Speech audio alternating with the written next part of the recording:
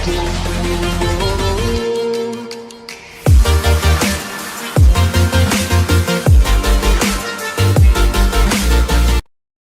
kita jumpa lagi malam ini pada acara Live Learning Club Talks. Bapak, Ibu, ataupun kakak adik yang berbahagia, ataupun saya lebih suka panggil sahabat LLC yang berbahagia.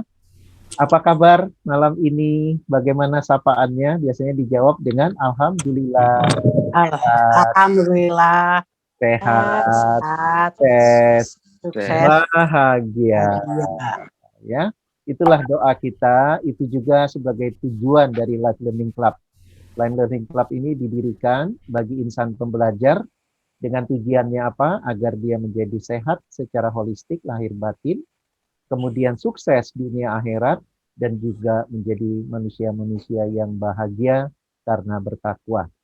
Baik, sahabat LLC yang bahagia, senang sekali. Perkenalkan, saya Edi Iskandar, malam ini sebagai moderator dan juga merangkap sebagai host, sehari-hari sebagai pembina LLC dan juga sebagai master trainer EFT. Alhamdulillah malam ini kita sangat bersyukur kedatangan tamu yang kami undang. Saya biasa panggilnya Mas Arif ya. Jadi memang tidak dipanggil Ustadz Arif tapi dipanggil Mas Arif, atau orang kalau panggil Ustadz itu jadi Mas Ustadz. Jadi ini saya panggil Mas Arif aja, tapi kalau ada yang mau panggil Mas Ustadz silahkan. Jadi malam ini kita diskusinya yang membuat hati kita tergelitik karena ini persoalan tentang sahabat-sahabat ataupun saudara-saudara kita yang ditimpa ujiannya oleh Allah yang menderita penyakit mental. Jadi ini bagaimana topiknya adalah rehabilitasi mental. Karena Mas Arif ini yang saya pahami, beliau mendedikasikan dirinya sebagai orang yang peduli kepada saudara-saudara kita yang mengalami penyakit mental. Kalau penyakit mentalnya pada fase neurosis itu tidak ada masalah. Tapi kalau sudah fase psikosis, itu di kalangan ahli kejiwaan itu sudah masuk kepada yang dikatakan sakit jiwa. Latar belakangnya pun beragam, orang sampai masuk ke psikosis itu nanti akan dijelaskan oleh Mas Arif, karena beliaulah expertnya malam ini yang akan diskusi ya. Tapi yang saya garis bawahi ada 3 poin. Bagaimana nanti Mas Arif cerita, bagaimana penanganan rehabilitasi dengan Sibam Holistic Wellness yang beliau sudah bangun 3 tahun.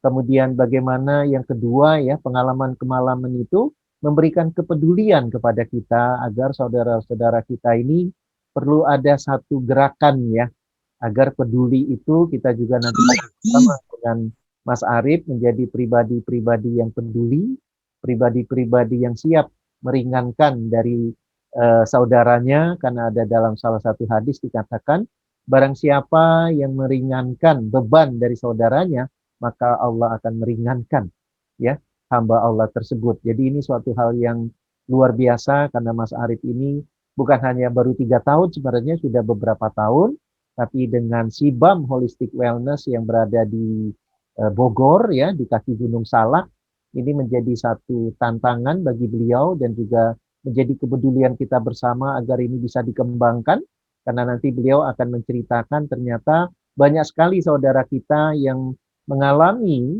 ya yang dikatakan tadi masalah mental menuju ke penyakit jiwa yang tidak ditangani dengan manusiawi ya, nanti beliau akan berbagi. Adapun latar belakang beliau, beliau adalah seorang sarjana, tapi nanti dia akan cerita sarjana dalam bidang apa. Tapi alhamdulillah sekarang menjadi pakar Tibun Nabawi khususnya untuk menyelesaikan masalah mental. Baik, tanpa saya memperpanjang waktu, segera saya undang ya Mas Arif Abu Zaid. Silahkan Mas Arif. Assalamualaikum, apa kabar Mas Arif? Waalaikumsalam warahmatullahi wabarakatuh. Alhamdulillah. Gimana, Sehat Pak Edi. gimana kabarnya malam ini? Alhamdulillah baik. Gimana, Alhamdulillah. gimana Ada kata kawan? lain selain Iya, gimana kawan-kawan kita di Sibam Holistik saat ini kabarnya? gimana Pak Edi? Sahabat Gimana? kita di Sibam Holistik, apa kabarnya saat ini mereka? Alhamdulillah. Ya Pak Edi, tadi setiap Pak Edi menceritakan bahwa saya pelaku seperti ini, bidang seperti ini, selalu hati saya bergetar, Pak Edi. Nggak tahu, ya mungkin saya terlalu perasa kali ya, gampang nangis. Ya. Jadi, yang terbayang di pikiran saya ketika Pak Edi selalu bicara seperti ini adalah, saya ini kan orang yang pernah ngerasain betapa tidak enaknya, betapa sakitnya, kita bicara sakit, ketika kita punya permasalahan, kemudian tidak ada orang yang peduli dengan permasalahan kita. Dan ketika permasalahan ini seakan-akan tidak ada penyelesaiannya, tiba-tiba datang pertolongan Allah lewat hambanya, disitulah ada sebuah kebahagiaan, oh ternyata kita hidup di dunia ini tidak sendiri. Karena historinya ini panjang, Pak Edi, kenapa Bang Edi, akhirnya Allah, kenapa? Bang Edi. Oh iya, Bang Edi, Lanjut, itu canda aja, panggilnya silakan. Bang Edi. Bang Jadi Edi. berawal dari problematika pribadi kami sendiri kan. Jadi mungkin inilah jalan Allah membuat saya supaya kuat dan tahan untuk mengurusi hal-hal yang seperti ini. Karena kalau nggak merasakan sendiri, Pak Edi, mungkin berbeda. Apa yang kami rasakan ini kan perasaan yang sudah pernah sama-sama kami alami.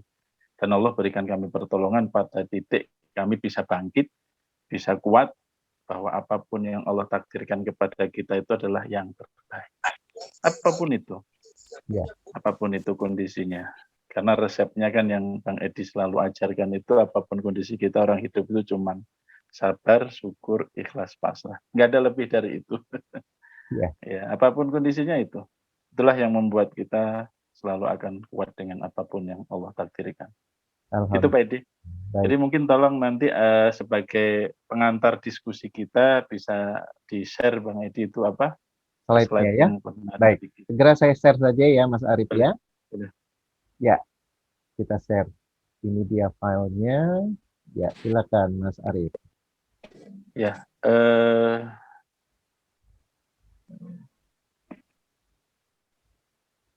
mana Pak Edi? Ya ini, Sibam Oh Holistic iya. Wellness. Ya. Iya. Jadi ini slide pertama ini kami ta'aruf dulu ya. Ya, silakan. Bahwa secara pribadi mungkin tadi sudah Bang Edi sampaikan, background saya memang latar belakang bukan bidang ini sebenarnya. Kami berlatar belakang teknik, tapi qadarullah Allah takdirkan untuk bergelut di bidang permasalahan mental ini. Sibam Holistic Wellness ini secara kelembagaan sudah hampir 3 tahun. Kemudian kenapa kita namain Sibam? Awalnya Sibam ini mungkin orang-orang bertanya apa sih Sibam, itu singkatan atau apa? Mas Arif, tolong di-on-kan lagi suaranya, karena tadi saya mute all ya, agar tidak terganggu presentasinya. Ya. Oke. Silakan, terus. Oke. Alhamdulillah, saya ulangi. Kenapa kita namain Sibam? Sibam ini adalah salah satu kota yang cukup unik di salah satu negara di wilayah Arab, tepatnya di Yaman. Itu adalah salah satu kota yang memang diberikan Allah, penduduknya ini punya keahlian di bidang teknik sipil. Jadi sebelum teknologi yang sekarang ini maju, mereka sudah mampu membuat gedung-gedung yang tinggi. Dan ini menjadi salah satu perhatian UNESCO, bahwa ini salah satu kota yang dilindungi oleh PBB. Kenapa kita namakan Sibam juga? Karena awal-awal santri yang kita rehab di sini itu berawal banyakan dari kalangan Arab. Jadi itu yang menjadi sejarah awalnya. Kemudian kenapa digabung dengan holistik? Holistik ini kami memasukkannya karena penanganan kami di sini kami harapkan bersifat holistik. Mind, body, soul. Karena problematika ini tidak lepas dari urusan 3 hal ini. Mind, dan body, dan soul kita. Dan itulah akhirnya mudah-mudahan dengan pandangan holistik ini kita bisa wellness insya Allah. Gitu Pak Edi, sekilas tentang Sibam. Kemudian lanjut, apa yang tadi Bang Edi, kalau di sini manggilnya Bang Edi ya. Halo? Ya, jadi dan sahabat-sahabat ILC sekalian, dari basis pergerakan yang kita lakukan ini adalah dari salah satu sabda Rasulullah SAW dari Abu Hurairah radhiyallahu anhu. Nabi SAW bersabda bahwa barang siapa yang melepaskan satu kesusahan seorang mukmin, pasti Allah akan melepaskan darinya satu kesusahan pada hari kiamat. Barang siapa yang menjadikan mudah urusan orang lain, pasti Allah akan memudahkannya di dunia dan di akhirat. Inilah salah satu spirit besar kita di sini. Karena nanti pada saat hari kiamat ini adalah satu peristiwa yang sangat besar hakikatnya. Setiap manusia akan mengalami kesusahan, dan apa yang kami lakukan, kita lakukan di sini harus ada satu motivasi besar pada saat nanti adanya hari kiamat, kita berikan kemudahan oleh Allah Subhanahu wa taala. Itu Pak Edi, salah satu motivasi dan spirit kami. Lanjut Pak.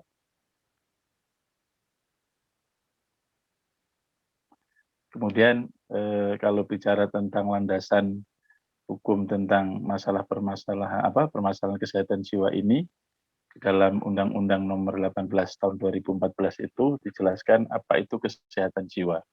Kesehatan jiwa adalah kondisi di mana seseorang individu dapat berkembang secara fisik, mental, spiritual, dan sosial, sehingga individu tersebut menyadari kemampuan sendiri, dapat mengatasi tekanan, dapat bekerja secara produktif, dan mampu memberikan kontribusi untuk komunitasnya. Inilah definisi yang dipakai di dalam perundang-undangan kita. Artinya, kalau dikatakan kita ini sehat jiwa adalah ketika hal-hal yang tadi disampaikan dalam undang-undang ini ada dalam diri kita. Artinya kalau ada hal-hal yang tidak sesuai di sini, misalkan kita punya permasalahan yang sifatnya mental ataupun spiritual dalam diri kita, ya kita termasuk orang yang mungkin punya masalah di dalam kejiwaan. Next slide. Kemudian kami kasih gambaran tentang beberapa kasus penderita gangguan jiwa di Indonesia. Nah, ini adalah bersumber dari media online suara.com ini, bahwa di tengah pandemi COVID-19 ini banyak sekali problematika kejiwaan ini semakin banyak.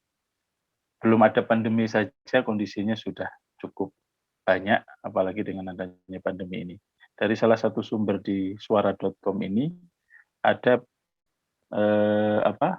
kondisi bahwa salah satunya adalah praktik pasung pada penderita gangguan mental. Praktik ini membelenggu orang gangguan jiwa yang kerap jadi pilihan, terutama keluarga yang tidak mampu. Hal itu tuh lantaran sulitnya akses ke fasilitas kesehatan mental. Survei pemerintah Indonesia tahun 2018 menemukan bahwa 30% orang dengan kondisi kesehatan mental yang serius itu telah dibelenggu setidaknya sekali dalam hidup mereka. Ini adalah fakta-fakta di lapangan, karena gangguan mental ini berbeda, sahabat LC sekalian, dengan gangguan fisik. Kalau gangguan fisik ini sifatnya mungkin dirinya sendiri yang menanggung risiko. Akan tetapi ketika gangguan mental ini, dia bisa mengganggu keluarga dekatnya, lingkungannya, atau orang-orang yang mungkin ditemuinya. Maka ketika orang tidak punya solusi atas permasalahan ini, satu-satunya cara yang paling gampang oleh mereka ya dipasung. Padahal ini tidak menyelesaikan masalah, justru sangat menambah masalah. Hal inilah yang sering kita jumpai, masih banyak di wilayah-wilayah yang terutama jauh dari akses pengobatan, mereka masih dalam keadaan dipasung. Dan terakhir, kami pernah menjumpai anak usia 11 tahun di wilayah Bekasi, karena problemnya itu dari kecil, mungkin dari kondisi masih 5-6 tahun, perilakunya sudah ada kekerasan, akhirnya oleh orang tuanya ini ditali, mohon maaf, seperti binatang, kakinya dikasih rantai, kemudian diikatkan di salah satu tiang di rumahnya. Pada saat saya ke rumahnya itu, saya kaget ada suara seperti, mohon maaf, ada suara binatang, suara binatang yang ketika lapar itu. Jadi dia tidak mampu berkomunikasi seperti manusia, karena memang dia diperlakukan seperti binatang. Akhirnya ya dia tidak bisa berperilaku normal sebagai manusia. Ketika saya tanya, "Siapa itu, Ibu?" "Itu anak saya." "Kenapa diperlakukan seperti ini?" "Ya karena kami tidak mampu." Bahkan mereka bilang hartanya sudah habis untuk melakukan pengobatan, tapi qadarullah cara pengobatannya salah. Banyak dari saudara-saudara kita itu yang ketika kondisi seperti ini larinya ke orang pintar. Akhirnya oleh orang yang mengaku dirinya pintar ini cara pengobatannya ya tetap aja mengeluarkan biaya, ada yang nebus mahar ini, nyembelih sapi, jual. Akhirnya orang yang sakit ini ya jual apa yang mereka miliki untuk bisa mengobati anak-anaknya atau keluarganya. Tapi itu bukan solusi, tapi justru permasalahan yang sangat mendasar yang merusak tauhid. Jatuh ke syirik. Sembuh tidak, hartanya habis, mereka jatuh ke permasalahan kesyirikan. Itu yang terjadi. Kemudian ada kejadian lagi yang dari pesawat itu, ada penumpang gelap dilempar keluar pesawat di Citylink karena ada orang masuk dalam kondisi gangguan jiwa. Tubuh pria itu dilempar dari dalam pesawat hingga tersungkur di landasan. Inilah fakta-fakta yang ada di lapangan. Next, Pak Edi. Kemudian ini yang kondisi hari-hari terakhir ini banyak menimpa anak-anak kita. Adanya kecanduan game online masuk kategori sebagai gangguan jiwa. Jadi dengan apalagi kondisi sekarang anak-anak kita dipaksa oleh sistem yang sekarang ada untuk melakukan pembelajaran secara online. Banyak sekali dari anak-anak kita yang sebelumnya tidak pernah kenal HP, akhirnya dipaksa untuk mereka kenal HP, untuk mereka memegang HP. Padahal proses pembelajaran mereka mungkin nggak full seharian, tapi mereka sudah kenal HP, konten di dalam HP ini banyak sekali tawaran-tawarannya, ada game online, ada macam-macam, bahkan kalau yang lebih parah masuk ke permasalahan pornografi. Akhirnya menimbulkan dampak yang sangat serius, yaitu mereka terjadi kecanduan terhadap HP. Jadi mereka sangat gelisah kalau sampai nggak pegang HP. Kemudian mereka kalau sudah lagi masuk ke kondisi game online itu, di situ akan memberikan efek yang luar biasa. Mereka akan ada tantangan untuk menyelesaikan gamenya itu. Dan yang lebih parah lagi, pernah kami temuin kasus seorang anak, dia masuk game online ini, tertantangnya ternyata di situ ada tawaran atau reward yang justru sangat mengerikan. Ketika mereka mampu menyelesaikan tantangan di game itu masuk level tertentu, mereka dapat reward-nya itu adalah masalah-masalah pornografi dan narkoba.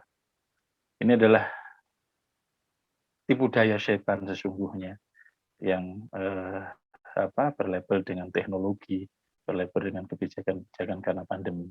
Makanya ini sangat mengerikan, makanya kalau nggak hati-hati dalam pemanfaatan gadget ini, dampaknya bisa tidak tertangani.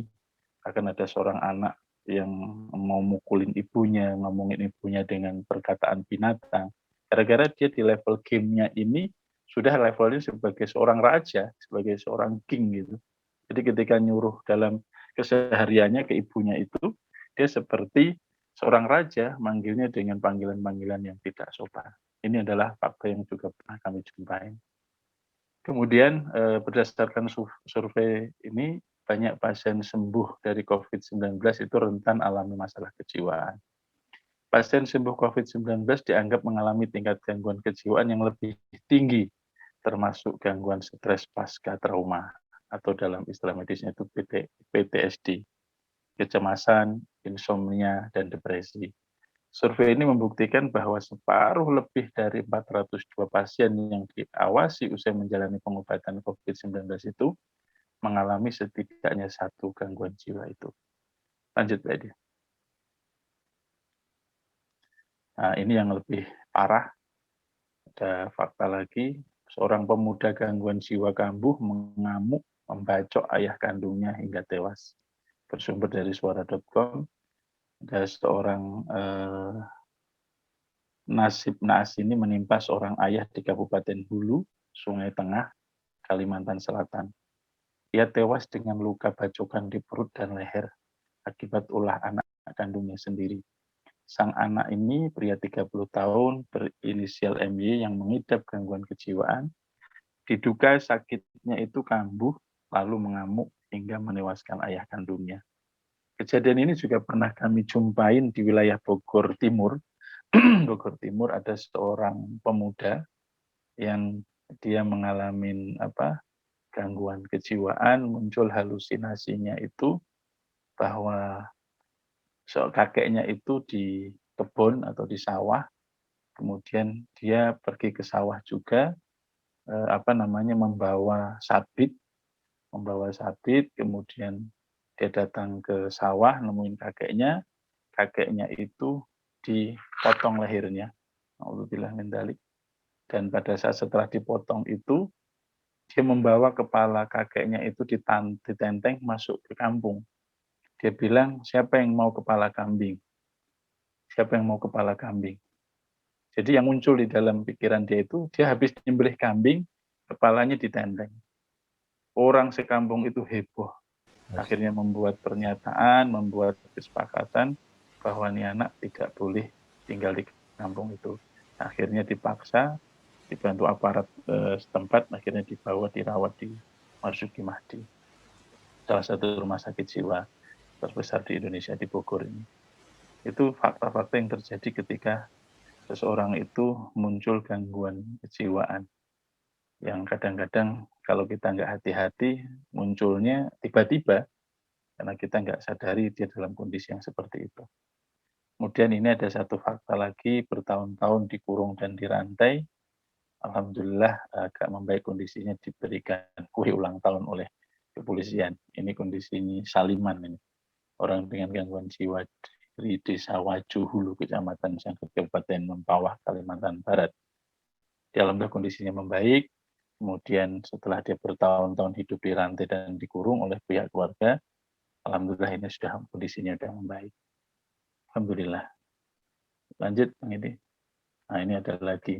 Heboh, seorang anak membawa jenazah, ibunya menggunakan berunjung sepeda motor. Ini juga kondisinya ternyata setelah ditelusuri dalam kondisi terganggu jiwanya. Next. Nah, ini adalah etiologi tentang gangguan mental. Ini kami ambil referensi ini dari referensi medis psikiatri bahwa ada dari aspek organobiologik itu penyakit otak atau intracerebral itu ada contohnya adalah gangguan degeneratif, infeksi otak, kemudian gangguan cerebrovaskular, trauma capitis, epilepsi, neoplasma, toksik gara-gara narkoba atau nafsa, dan herediter. Kemudian ada penyakit yang sifatnya sistemik atau ekstraserebral. Itu ada gangguan metabolisme, endokrin atau hormonal, infeksi sistemik atau penyakit autoimun. Ada yang sifatnya psikologi, misalnya krisis, yaitu suatu kejadian yang mendadak. Atau konflik adalah suatu pertentangan batin. Atau tekanan, khususnya dari dalam dirinya seperti kondisi fisik yang tidak ideal. Kemudian ada kondisi frustasi, di mana suatu kegagalan dalam mencapai tujuan dari sudut pendidikan dan perkembangan seperti kesalahan dalam asih, asah, dan asuh. Dan tidak terpenuhnya kebutuhan psikologik seperti rasa aman, nyaman, perhatian, dan kasih sayang. Kemudian dari sisi sosiokultural, ini adalah karena penyebab yang terbesar hari ini adalah mesti selalu bersumber dari problem keluarga, problem dengan lingkungan, pendidikan, ataupun pekerjaan, ataupun lingkungan perumahan, permasalahan ekonomi, ataupun akses ke pelayanan, baik pelayanan ekonomi, pelayanan pendidikan, pelayanan kesehatan, atau apapun pelayanan. Kemudian masalah problem hukum atau kriminal. Kemudian ada problem-problem psikososial lainnya. Lanjut. Nah, ini dalam kondisi problem gangguan jiwa, ini dibagi dengan kondisi yang agak berbeda. Ada orang dengan gangguan jiwa Itu adalah orang yang mengalami gangguan dalam pikiran, perilaku, dan perasaan yang termanifestasi dalam bentuk sekumpulan gejala dan atau perubahan perilaku yang bermakna, serta dapat menimbulkan penderitaan dan hambatan dalam menjalankan fungsi orang sebagai manusia. Kemudian ada yang dinamakan ODMK atau orang dengan masalah kejiwaan. Itu orang yang mempunyai masalah fisik, mental, sosial, pertumbuhan, dan perkembangan atau kualitas hidup, sehingga memiliki risiko mengalami gangguan jiwa. Jadi tahapannya adalah orang diawali selalu dengan orang dengan masalah kejiwaan, akhirnya dia naik levelnya, kalau tidak tertangani maka akan terkategori orang dengan gangguan jiwa. Next. Survei Global Health Data Exchange tahun 2017, 27,3 juta orang di Indonesia itu mengalami masalah kejiwaan dengan berbagai macam levelnya. Ini jumlah yang sangat besar sekali.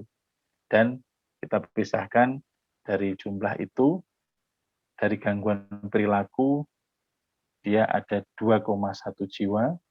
Kemudian ini yang terbesar, 6,6 juta jiwa adalah depresi, menempati 38,6%. Kemudian ada anxiety disorder, gangguan kecemasan, 49,1%, ini juga sangat banyak. Sangat besar, 8,4 juta jiwa. Gangguan depresi ini dapat dialami oleh semua kelompok usia. Hasil dari riset kesehatan dasar 2018 itu menunjukkan bahwa gangguan depresi sudah mulai terjadi sejak rentang usia remaja, yaitu usia di antara 15 sampai 24 tahun dengan prevalensi 6,2%. Pola prevalensi depresi semakin meningkat seiring dengan peningkatan usia. Tertinggi adalah pada umur 75 tahun sebesar 8,9%, 65 sampai 74 tahun sebesar 8%, dan 55 sampai 64 tahun sebesar 6,5%. Nah, ini ada ranking pada tahun 1990 sampai dan 2017.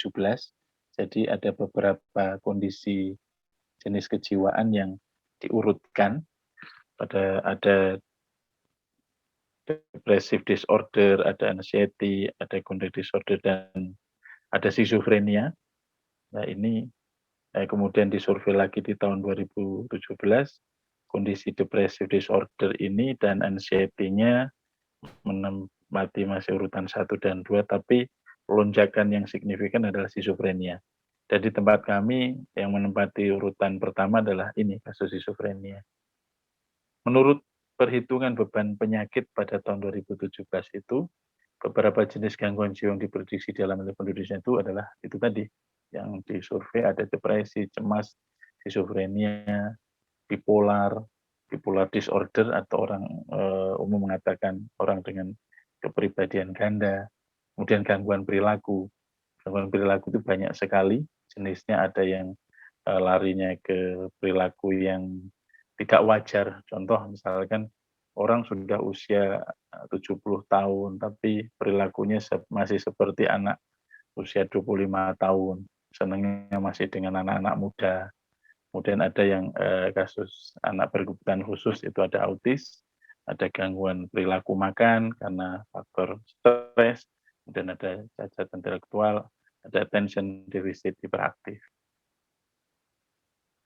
Nah, kondisi real yang sekarang ada, yang menjadi salah satu tempat untuk penanganan problem-problem kejiwaan ini di Indonesia ini, totalnya ini ada total 48 rumah sakit jiwa. Menurut data dari Kementerian Sosial hingga 2018 itu Indonesia hanya memiliki 28 rumah sakit jiwa. Kemudian 32 itu rumah sakit jiwa pemerintah. 16 lainnya itu rumah sakit jiwa milik swasta. Mohon maaf, tadi bukan 28 tapi 48 total rumah sakit jiwa. Jadi 32-nya adalah rumah sakit jiwa pemerintah, 16 lainnya adalah rumah sakit jiwa milik swasta. Ini yang lembaga formal, ini di luar lembaga-lembaga rehabilitasi seperti kami. Kemudian dari total itu hanya 2% dari 1.678 RSU yang memiliki layanan kesehatan jiwa. Jadi sangat kecil sekali. Kemudian hanya ada 7.500 tempat tidur yang dialokasikan untuk pasien psikiatrik di seluruh Indonesia. Dengan jumlah yang sangat besar tadi, fasilitasnya sangat minim. Nah, ini kami tampilkan profil dari Rumah Sakit Dr. Haji Marzuki Mahdi. Ini adalah rumah sakit rekanan kami yang selalu menjadi rujukan setiap santri, kami menyebutnya ini santri bukan pasien, ketika mereka mengalami problem-problem kejiwaan selalu kami rujuk pertama di Rumah Sakit Marzuki Mahdi. Karena kami melihat ini salah satu rumah sakit yang secara sistem dan penanganan ini cukup mendekati apa yang kami butuhkan. Mulai dari masuk ini ada asesmen fisik, ada problem-problem fisik, apalagi di tengah pandemi seperti ini juga mekanisme pengetesan juga dilakukan di sini. Kemudian kapasitas tempat tidurnya di sini di Rumah Sakit Marzuki Mahdi ini, rawat inap psikiatrinya 483 tempat tidur, kemudian ada rawatan nafzanya itu 97 tempat tidur, ada rawat inap umumnya 138 tempat tidur, dibagi menjadi 5 kelas, ada kelas VIP, ada kelas 1, kelas 2, kelas 3, dan kelas khusus. Akan tetapi dengan kapasitas yang seperti ini, karena jumlah orang yang masuk ini sangat besar, mereka akhirnya membuat kebijakan maksimal itu 23 hari. Padahal penanganan kejiwaan ini nggak cukup dengan 23 hari. 23 hari ini hanya memberikan efek dia tenang, tapi problem kejiwaannya belum teratasi. Makanya dibutuhkanlah lembaga-lembaga seperti kami ini untuk program lanjutan. Karena rumah sakit sudah tidak memfasilitasi lagi. Hatta mereka bayar pribadi. Meskipun mereka mau bayar pribadi untuk diperpanjang masa rawatannya, rumah sakit tidak memfasilitasi. Asal kategori mereka tenang, sudah tidak membahayakan orang lain, sudah tidak gaduh gelisah, nggak bingung, mereka harus pulang. Sementara kalau pulang, keluarga ini kesulitan karena mesti mereka akan kambuh lagi. Hampir bisa dikatakan 95% sampai lebih lah orang yang 23 hari dirawat di rumah sakit dalam kondisi yang belum stabil, ketika pulang itu mesti kambuh lagi. Hampir bisa dipastikan. Akhirnya ya terjadi adalah putar-putar aja di rumah, mungkin nggak nyampe 10 hari balik lagi ke rumah sakit. Gitu lagi pulang, balik lagi. Banyak sekali yang sudah berkali-kali keluar masuk rumah sakit akhirnya nggak terselesaikan. Akhirnya keluarga ini kami membangun komunikasi dengan Rumah Sakit Marzuki Mahdi bahwa kami memfasilitasi untuk layanan lanjutan pasca mereka ditangani di rumah sakit. Karena di rumah sakit ini juga banyak keterbatasan dalam mekanisme penanganan yang nanti mungkin kita akan sampaikan di detail nanti pada saat diskusi. Kenapa kemudian ini sebagai layanan unggulan di MM itu memang kami lihat yang tidak dimiliki tempat lain itu ada rehabilitasi psikososialnya. Di sana itu banyak produk-produk yang diproduksi oleh anak-anak yang sudah dalam kondisi relatif stabil. Itu salah satu kelebihan yang dimiliki di Rumah Sakit Marzuki Mahdi. Sehingga mereka ketika contoh mereka itu punya produk telur asin. Anak-anak yang dalam kondisi masa rehabilitasi psikososial ini, mereka keluar membawa telur dijajakan kepada pasien-pasien atau keluarga pasien yang sedang berobat di situ. Ini banyak sekali manfaatnya untuk melatih mereka untuk terjun kembali kepada masyarakat. Next. Nah, ini sebagai perbandingan mungkin sangat familiar kalau orang sudah bicara tentang kejiwaan mesti identik dengan salah satu expert di Indonesia, Qadarullah beliau sudah meninggal, Allahu yarham, Profesor Dr. Dadang Hawari. Beliau mendirikan lembaga namanya Madani Mental Health Care. Kemudian lumayan konsepnya ini berbasis kepada biologi, psikologi, sosial dan spiritual atau BPSS. Sekarang beliaunya meninggal, ada kelanjutan oleh timnya, akan tetapi kelemahan semua masyarakat karena sangat dikenal dengan lembaga yang cukup mahal. banyak sekali yang tidak mampu untuk ke sini. Next. Nah, ini ada lagi yang namanya Sanatorium Dharma Wangsa. Ini sudah sangat lama, dari tahun 1961. Ini fokusnya adalah memang penanganan mental, kemudian ada perawatan psikiatri rawat jalannya. Tapi di sini penanganan di Sanatorium Dharma Wangsa memang kalau dari sudut pandang holistik dominan penanganan dari sisi body. Mind and soul-nya nggak tersentuh. Kalau yang tadi di tempatnya Profesor Dr. Dadang Hawari itu ada biologinya, ada psikososialnya, ada spiritualnya. Kalau di sini cenderung aspek medis saja, fisiknya saja yang disentuh. Next. Nah, ini adalah beberapa dokumentasi di tempat kami. Ada 3 tempat. Next. Nah, ini adalah lokasi pertama kami. Di sini untuk yang putra, yang memang sifatnya kelasnya mayoritas lah, dengan orang-orang kondisi secara ekonomi terbatas. Kami pun punya keterbatasan untuk menampung mereka, sehingga ini tempat yang sangat sederhana yang kami pakai. Ada salah satu rumah penduduk di sekitar kami yang bersedia dipakai untuk tempat rehab anak-anak. Dan alhamdulillah lingkungannya sangat kondusif, sangat bagus untuk mendukung kegiatan kami. Sehingga keberadaan kami di sini tidak punya permasalahan secara sosial. Next. Nah, ini adalah satu ruangan yang ya cukup miris, karena memang ini sebenarnya tidak memenuhi standar kami, cuman karena keterbatasan. Itu ada satu ruangan yang ada kamar mandi yang kami pakai, di dalamnya ada ruangan space sedikit untuk kita taruh tempat tidur. Itu kami pakai untuk isolasi. Bang Edi ini alhamdulillah sudah ketemu dengan keluarganya. Ini dari keluarga ini kamarnya Bang Acang dulu, Bang Edi, Acang dulu. Kami taruh di sini hampir kurang lebih 3 bulan. Karena ini sangat impulsif ketika dia mengalami kondisi tidak stabil itu, dia sampai menyerang petugas. Dan pernah ada satu kejadian dia menusuk mata petugas kami. Oh, ini waktu Bang Acang pertama kali ya, Mas Iya, Arief? pertama kali kami lakukan di sini, Pak Edi. Iya, di ruang isolasi ya, karena masih suka ngamuk ya. Ya, masih suka ngamuk. Tapi alhamdulillah sekarang sudah keluar, sudah bagus. Alhamdulillah. Inilah tempatnya Bang Acang. Karena memang keluarganya ya seperti itu kondisinya, sudah nggak bisa menanganin kembali. Bahkan cerita yang sangat miris kemarin itu, kalau kakaknya itu boleh membunuh, di sini membunuh, maka Pak Acang ini akan dibunuh.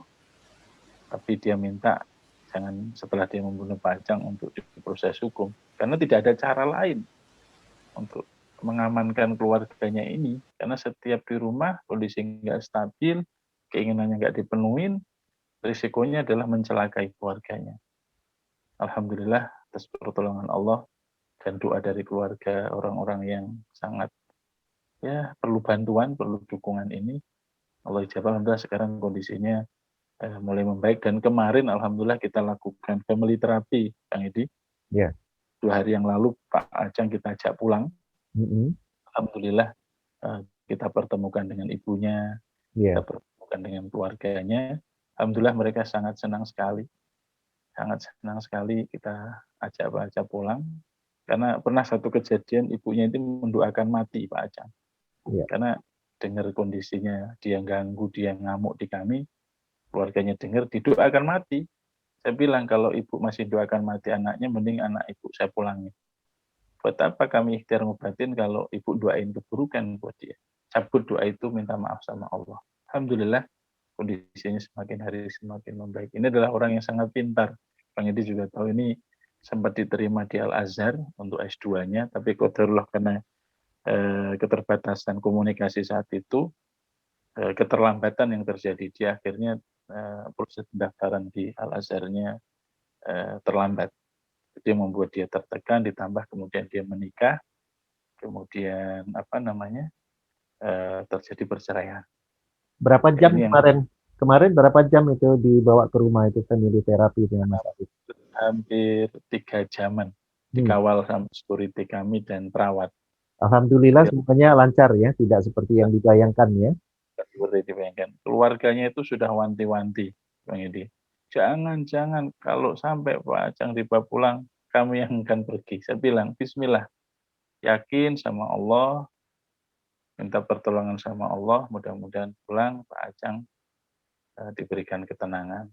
Karena mereka khawatir, ibunya kan kondisi sudah sangat tua seperti itu, kalau sampai terjadi apa-apa di rumah nggak bisa dikendalikan. Karena kami sangat yakin, karena hari-hari bersama kami, Pak Acang ya kami bisa mengukur seperti apa ketika dia akan ada lompatan emosi itu. Itu Bang Edi. Next.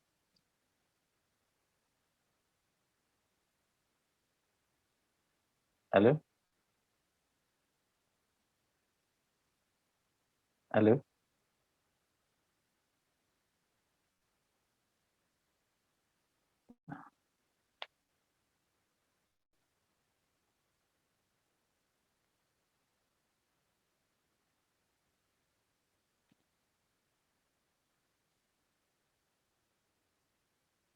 Halo? Kayaknya ada gangguan ini. Ada gangguan ya. Bang Edinya nggak ada ini.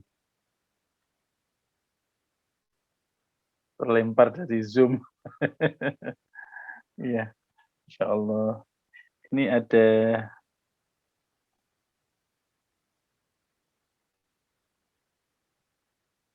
oh ini,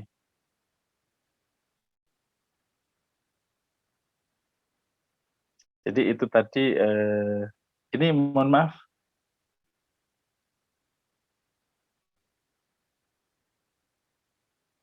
bisa mendengar suara saya?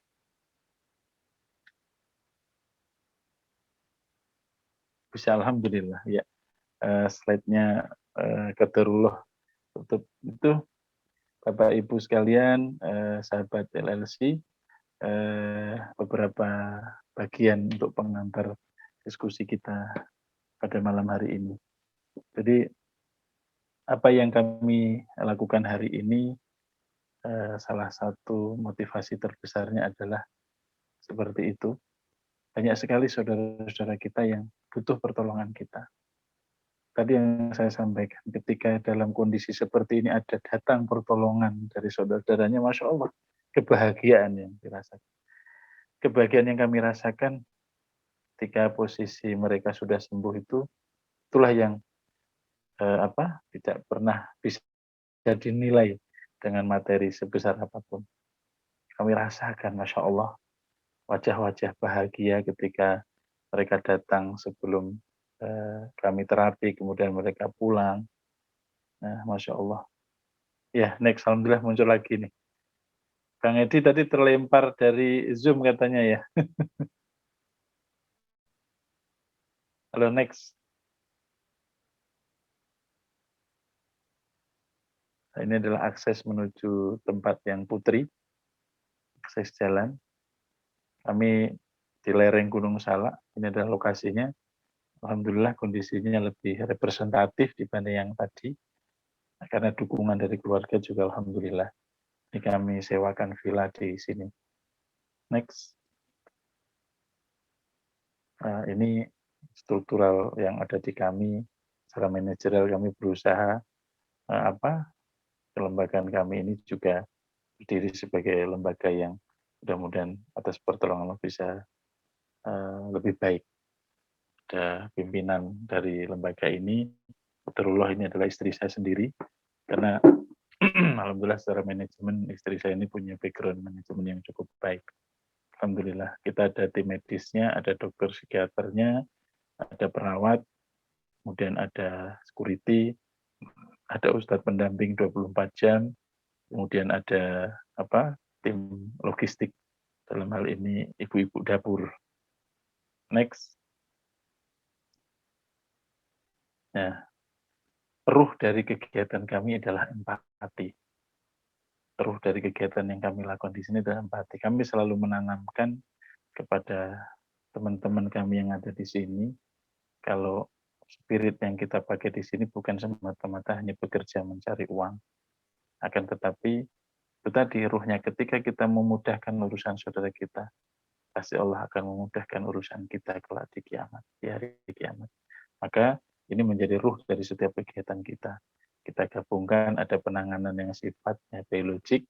Biologik ini adalah saat pertama kita lakukan assessment dari medis, psikiatri. Karena dari sudut pandang medis ini kan problem-problem kejiwaan ini kan karena kerusakan di metabolisme otak atau neurotransmitter yang menyebabkan mereka itu punya gangguan di alur berpikir, akhirnya berdampak kepada gangguan perilaku. Kemudian pendekatan yang sifatnya adalah psikologi. Psikologik ini adalah penanganan psikoterapi pasca mereka mengalami fase psikotik. Nah, di sinilah peran EFT kami pakai. Ketika orang sudah mampu berkomunikasi, bisa diajak bicara, nyambung, kita gunakan psikoterapinya dengan EFT. Toolsnya adalah EFT. Masya Allah, tools EFT ini sangat bermanfaat sekali untuk mereka, karena salah satu metode yang sering dipakai ini yang diajarkan oleh guru kami, Pak Edi, ini adalah teknik EGP, piece of cake. Teknik emang gue pikirin gitu. Karena orang-orang dengan gangguan jiwa ini rata-rata suka banyak mikir sesuatu yang apa kata orang, diomongin orang dipikirin, diejek orang dipikirin, nggak disukain orang dipikirin, semuanya dipikirin. Nah, makanya caranya ya lepaskan, emang gue pikirin. Terserah, sabutin teing gitu. Simple ya. Nah, kalau dipikirin semua masalah juga nggak akan selesai. Udahlah, terserah orang mau ngomong apa, yang penting aku sehat. Nah, ini terjadi yang kemarin dengan namanya Anita yang kemarin kami kirimkan videonya itu, Bang Edi ya. Itu salah satu tips yang efektif. Udahlah Nita, kalau ada orang ngomongin apa-apa tentang kamu, katakan aja, mau gue pikirin gitu. Sampai detik. Padahal kondisinya dulu sangat-sangat mengenaskan. Kalau Bapak Ibu sekalian, rekan-rekan LC pernah ke Kota Bogor, melewati kebun raya, di situ ada namanya Bogor Trade Mall, di simpang itu Bang Edi ya, itu kan ramai. Itu selalu dia mangkalnya di situ, wanita itu. Dalam kondisi, mohon maaf, pakaiannya tidak sempurna. Kadang lepas baju, hanya pakai pakaian dalam, kemudian dia di situ. Alhamdulillah atas pertolongan Allah ditemukan dengan kami lewat kantor polisi. Alhamdulillah sekarang kondisinya sangat bagus sekali. Sangat bagus, sekarang berjilbab rapi. Tak tanya kenapa Anita, mungkin Pak Edi bisa nge-share sekilas kali videonya kalau memang masih ada filenya nanti. Dia bisa cerita sendiri itu. Itu cerita yang Masya Allah tentang Anita. Jadi alhamdulillah sekarang kondisinya bagus, benar-benar sudah nggak minum obat lagi. Tak tanya apa sih titik baliknya, dia ngerasa dihargai sebagai manusia. Bahkan kami sampai hari ini pun kalau dipanggil pun, dipanggil Abi dan istrinya dipanggil sebagai Umi. Dia bilang, aku juga punya Abi dan Umi. Abi dan Umi ini yang ngurusin aku, dia selalu cerita seperti itu. Dan alhamdulillah dia bisa mempraktekkan apa-apa yang kami ajarkan kalau ada orang-orang yang ngomongin dia negatif. Karena kadang-kadang orang kan melihat dia mulai berubah, itu juga dicemooh. Nggak berubah juga dicemooh. Itu yang susah. Kemudian ada sisi spiritual.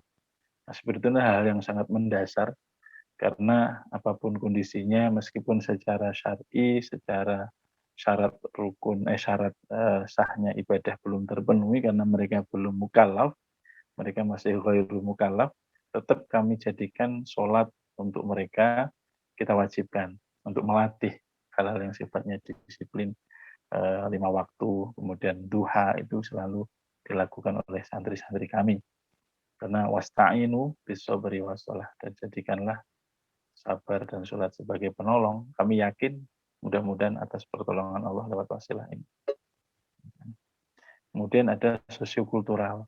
Sosiokultural ini kami latih anak-anak yang sudah fase psikotiknya sudah selesai, kemudian mereka tahapan stabilisasinya sudah bagus, mereka kita arahkan ke minat bakatnya. Mau kemana nih, mau berkegiatan apa, ini selalu kami komunikasikan dengan keluarga. Jika ketika mereka balik ke keluarga, mereka sudah disiapkan apa sih kegiatan yang akan bisa mereka lakukan. Itu kemudian ada tahapan family. Family ini sangat penting karena tidak ada asap kalau tidak ada api. Nah, sering terjadi permasalahan di mereka itu penyebabnya ya dari keluarga, maka perlu adanya komunikasi dengan keluarga, ada family terapi. Bahkan kalau dari sudut pandang yang lebih dalam lagi, kami masuk ke wilayah-wilayah yang memang cukup sensitif. Karena kadang-kadang Allah uji kita ini kan karena dari asal muasal datangnya rezeki. Kadang-kadang itu tanpa disadari terjadi. Maka ketika anaknya itu diuji oleh Allah atau sedang diuji oleh Allah, maka keluarga besar akhirnya mengevaluasi apa nih yang salah. Ternyata banyak hal yang terjadi karena cara mencari rezekinya yang salah. Banyak hal-hal yang selama ini tidak mereka ketahui, mereka lakukan. Baik terkait riba, terkait hal-hal yang tidak baik, itu mereka lakukan. Itu akhirnya mereka meninggalkan itu semua sebagai sebuah ikhtiar yang holistik, bahwa ujian yang Allah datangkan mereka menjadi hikmah. Akhirnya mereka tidak merasa bahwa ini musibah. Justru dengan adanya mereka diuji ini, mereka akhirnya memperbaiki diri. Ini banyak terjadi di keluarga yang kami tangani. Anak-anaknya yang mereka dikirim ke sini ketika sholat, sebelumnya nggak sholat, akhirnya keluarganya pun ikut sholat. Kemudian ada yang nggak menutup aurat, keluarganya pun akhirnya menutup aurat. Karena kita bilang, lah yang sakit saja di sini mau berubah, masuk yang di rumah nggak mau berubah. Jadi harus sama-sama berproses untuk berubah ke arah yang lebih baik. Next, Kang Edi. Nah inilah mudah-mudahan sifat rasa saling percaya ini antara tim kita dan keluarga pasien akan terjadi hubungan yang baik, maka ini menjadi titik awal mudah-mudahan kita bisa melakukan treatment secara sempurna atas izin Allah secara holistik sehingga mudah-mudahan kesembuhan bisa didapat. Kita selalu tanamkan perbaiki niat, sempurnakan ikhtiar, hasilnya tawakal sama Allah. Perbaiki niat, sempurnakan ikhtiar, tawakal sama Allah. Next. Nah, kondisi existing saat ini kami sampaikan sebagai gambaran ada pasien, ada tempat, ada SDM, dan ada budget. Nah, ini apakah di sini mau di-share juga ini Bang Edi tentang kondisi seperti ini? Gimana? Halo? Nggak ada itunya. Halo, Iya, iya. nggak perlu detail, mungkin secara umum saja. Secara umum saja ya. Ya. Jadi kondisi existing kami saat ini, kami dalam kondisi yang ya membuka diri terhadap adanya peluang-peluang kebaikan. Ini adalah salah satu peluang kebaikan yang sangat besar nilainya di sisi Allah. Kalau kita benar-benar merasakan seandainya kejadian ini menimpa diri kita atau menimpa keluarga kita. Alhamdulillah Allah hari ini uji kita dengan diberikan keluarga yang sehat. Akan tetapi bagaimana lihat saudara-saudara kita yang diuji Allah dengan kondisi seperti ini. Ketika sudut pandang itu kita jadikan cara pandang kita, alhamdulillah bahwa Allah berikan kita kesehatan jiwa, keluarga kita diberikan kesehatan jiwanya, nggak diuji seperti saudara-saudara sini, maka akan muncul kepedulian. Maka kondisi kami di sini memang dengan segala keterbatasan, dengan tempat yang memang terbatas, kami belum punya tempat sendiri, masih sewa. Kami mencoba bertahan dari keluarga, dari santri, keluarga santri, karena kami juga belum punya sumber donasi yang sifatnya eksternal. Jadi satu-satunya sumber pembiayaan yang ada hari ini adalah dari santri. Ditambah yang mungkin dari jalur kami sendiri secara personal, dan kondisi saat ini secara umum adalah kondisi subsidi silang. Banyak subsidinya dibanding silangnya, Bang Edi. Jadi ya tapi kami yakin intan surullah yang surkum wa yusabit aqdamakum. Kami yakin itu. Mata nasrullah inna nasrullah qarib. Kalau kita yakin ini semua adalah karena Allah, pasti Allah akan turunkan pertolongan kepada kita semua. Jadi kepada sahabat-sahabat LLC, kalau memang ada dekatan, silahkan kami membuka untuk bersilaturahim ke tempat kami, atau misalkan ada orang-orang yang memang membutuhkan layanan kami, silahkan juga disampaikan. Kami bukan lembaga yang fokus terhadap materi, tapi kita mencoba bersama-sama mencari solusi untuk kebaikan kita semua. Insya Allah secara umum kondisi kami seperti itu. Jadi di tengah tuntutan demikian banyak orang yang sangat banyak, kita punya banyak keterbatasan. Jadi kalau bicara kebutuhan prioritas saat ini, bicara tempat, sebenarnya kami sudah ada potensi tempat yang sangat aman, nyaman, dan cukup terintegrasi. Kita ingin tempat itu nomor satu aman. Karena kalau mereka tidak aman, gimana mau ditanganin? Kemudian mereka nyaman, tidak seperti mereka ditaruh di penjara atau tidak dilakukan manusiawi. Jadi mereka di sini seperti orang hidup normal, makan, tidur, tempat yang bersih, ada fasilitas olahraganya, itu terintegrasi dan ada tempat-tempat yang space untuk psikososial, mereka bisa bercocok tanam, beternak.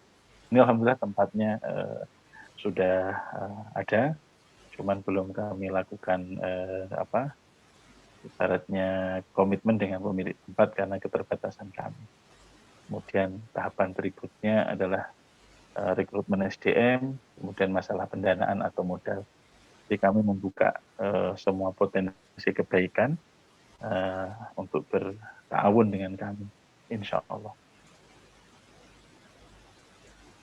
Kemudian fokus dari kegiatan kami ini, yang pertama adalah rehabilitasi kejiwaan, yang paling banyak yang sekarang menempati urutan teratas, kemudian rehabilitasi narkoba. Kami sebenarnya narkoba ini juga cukup banyak, cuman karena keterbatasan tempat, akhirnya kami belum bisa melakukan perawatan untuk narkoba ini, kecuali benar-benar kondisinya dia bersedia untuk direhab dengan baik-baik. Karena kalau kami terima tidak ada komitmen di situ, dia bisa mengganggu anak-anak yang sudah membaik kondisinya. Karena anak narkoba ini kan cenderung nalarnya bagus, akan tetapi mereka punya karakternya buruk, manipulatif, kemudian propaganda, adu domba segala macam itu sering terjadi. Anak-anak narkoba mengganggu anak-anak yang kejiwaan. Makanya kami cenderung kalau nggak benar-benar komitmen, kami hindari anak-anak yang narkoba karena mengganggu yang sudah ada. Kemudian ada rehabilitasi gangguan perilaku yang tadi kami sampaikan, ada lansia, ada rawatan geriatrik. Kemarin kami ada nenek-nenek usia 85 tahun pernah, kemudian yang terakhir baru pulang ini 75 tahun.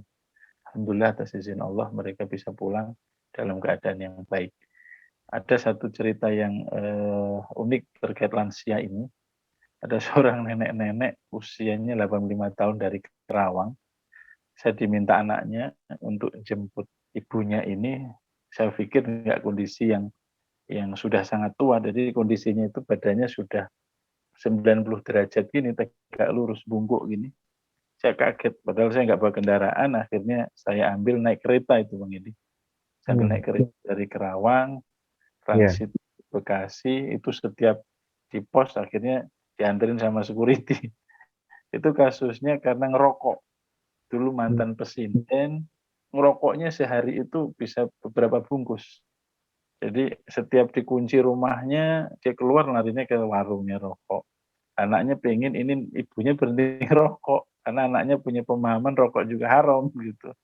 Akhirnya titipkan ke kami, tiap hari itu minta rokok, saya typing itu Pak Edi, alhamdulillah. Ya Allah, meskipun masih ngerokok, ya aku nerima ya Allah, aku ikhlas. Tapi aku pengen berhenti ngerokok. Aku bisa pakai teknik sederhana gitu. Lucu, dia kejadiannya kondisi pas kami nggak ada di rumah, dia kan tinggal bersama kami, jadi di rumah belakang. Karena pengen ke warung, qadarullah kondisi hujan, kepleset, dadanya bentur lantai sampai keluar keluar busa, sudah sesek gitu, bibik-bibik teteh-teteh yang ngasuh di sini tuh udah takut. Nanti gimana kalau sampai meninggal di sini gitu, saya bilang. Ini keluarganya juga sudah pasrah ke kita, nggak usah khawatir, lillahi ta'ala aja. Akhirnya saya pulang, saya komunikasi ke anaknya, besoknya kami antar ke rumah, ke Kerawang, saya anterin sendiri, Masya Allah saya popong gitu. Kemudian alhamdulillah di rumah kondisinya membaik. Dan cerita dari anaknya ini lucu. Alhamdulillah ini ibu sudah nggak pengen rokok lagi karena kapok. Kapok kenapa dia? Kapoknya dibawa ke tempat kami lagi. Oh, Hmm. Jadi iya, eh, iya. jadi alhamdulillah ya faktor-faktor apapun alhamdulillah terjadi perubahan. Jadi kan dia tahu sadar kalau di tempat kami dibatasi nggak boleh kemana-mana gitu. Pokoknya jadi akhirnya motivasinya berhenti ngerokok itu ya karena kapok. Nanti kalau aku ngerokok lagi kan dibawa lagi. Alhamdulillah sampai sekarang Masya Allah berikan panjang umur ini. Masya Allah itu orang Kerawang. Masya Udah Allah. 80 lebih ya usianya ya. Benar-benar. Kami ada dokumentasinya juga. Ada waktu saya typing juga ada. Masya Allah. Itulah suka duka kami Pak tadi. Insya Allah. Dengan Iya, segala macam kondisinya. iya. Lanjut. Monggo. Kita balik lagi ke tadi ya. Ya. Saya ada foto-foto yang 9 orang. Kalau yang video belum bisa di-download itu, Mas Arif.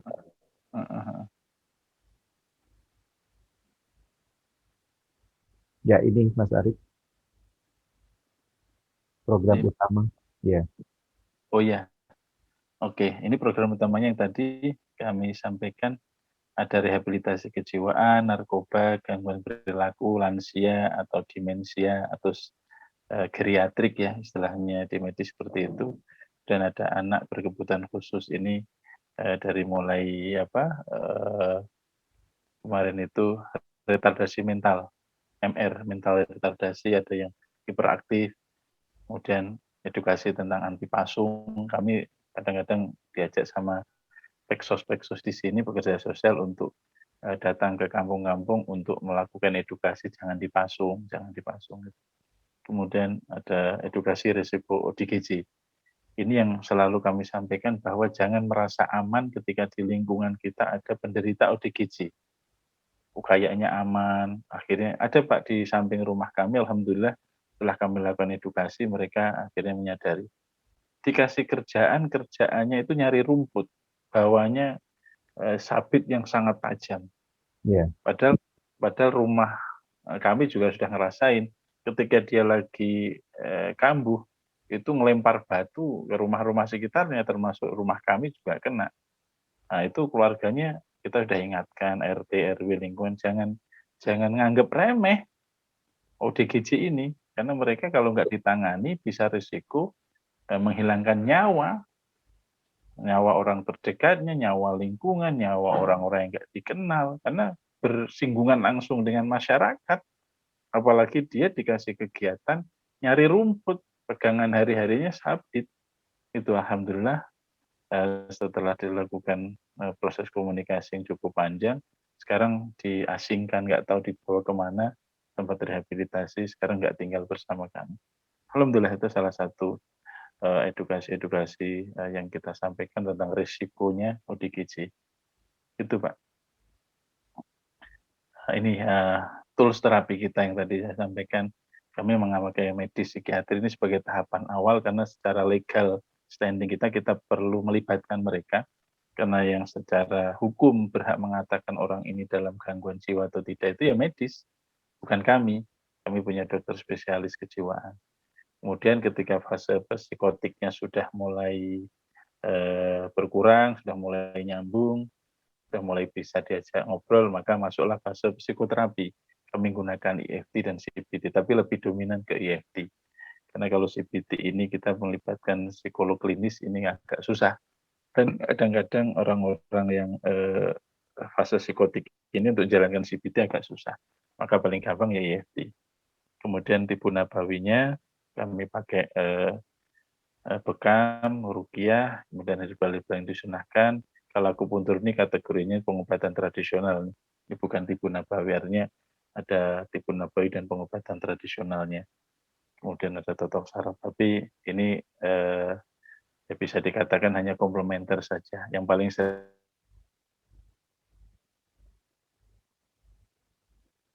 maaf, Mas Arif, suaranya hilang. Mas Arif? Itu adalah bekamnya. Kalau aku putur dan rutin itu bekam, bisa sebulan itu bisa 2.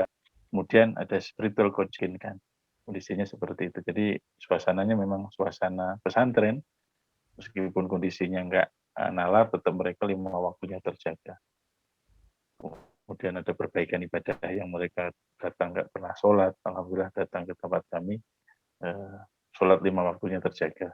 Bisa dipastikan selama di kami kalau mereka sudah mulai bisa menyesuaikan dengan pola tidur, rata-rata kan ketika mereka dikasih obat-obatan medis psikiatri, mereka bayar utang tidur kalau istilah kami. Bayar utang tidurnya ini cukup lama, kurang lebih 3 sampai seminggu mereka sudah mulai adaptasi dengan obat-obatan medis, mereka sudah bisa kita ajak untuk kegiatan ibadah. Kemudian ada rehabilitasi sosial sesuai minat bakat seperti pertanian, peternakan, ada yang dulu dari ITB kita arahkan untuk ke IT, ada yang bisnis online, ada yang kalau narkoba itu mereka kita taruh jadi konselor karena mereka punya pengalaman akhirnya bisa berikan sharing kepada teman-teman yang masih memakai. Kemudian ada namanya Islamic Boarding School pasca rehab karena ada anak-anak yang kami rehab di sini kan masih fase belajar, ada 12 tahun, 13 tahun setelah fase psikotiknya selesai, gangguan perilakunya selesai, mereka kita arahkan untuk masuk pesantren pasca rehab. Kemudian ada tahapan yang paling akhir itu adalah family terapi. Keluarga selalu kita libatkan untuk ini. Kadang-kadang di sinilah fase yang bisa dikatakan menentukan pasca terapi di tempat kami. Kalau keluarganya nggak kooperatif, ya potensi akan kembali lagi. Kita selalu sampaikan bahwa kita ingin keluarga itu memahami kalau terjadi ada hal-hal yang kurang sesuai dengan keinginan keluarga, mereka memahami kalau orang ini sedang sakit. Kondisinya harus dipahami, bukan mereka yang kita tuntut memahami kita. Demikian sahabat LC sekalian, mudah-mudahan pengantar diskusi ini mudah-mudahan menjadi satu informasi yang bermanfaat insya Allah. Alhamdulillah, Masya Allah ini Mas Arif luar biasa ya, artinya dari yang dijelaskan sangat komprehensif dan juga jelas apa peran si BAM ya. Saya ada film, bukan film ya, dan foto yang 9 orang, mau ditayangkan dulu atau gimana? Boleh coba. Arif? Boleh ya, saya coba ya.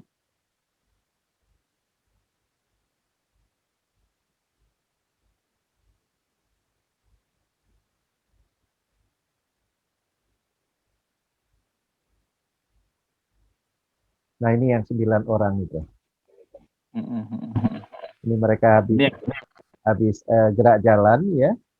Kemudian mereka masing-masing dilakukan sedikit interview satu-satu. Coba kita dengar ya. Ini ya.